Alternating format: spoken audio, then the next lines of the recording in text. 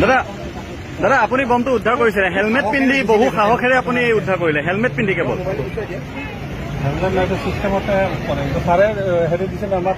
দাদা আপুনি যথেষ্ট সাহস দেখুৱাইছে ধৰি লাগিছিল একো ভয় নহয় এইবিলাক কিয় পাব ৰাইজৰ কাৰণে কাম কৰিব লাগিব পুলিচৰ কাম ৰাইজৰ কাৰণে কৰিব লাগিব হেলমেট পিন্ধি হেলমেট আৰু তাতে বস্তু আছে চিষ্টেম আছে মানে বাইক চলোৱা হেলমেটটো এই ধৰণৰ কামত ব্যৱহাৰ কৰিব পাৰি পাৰে এইটো তাতে বমৰ জেকেট আছে চিষ্টেম আছে এইবোৰ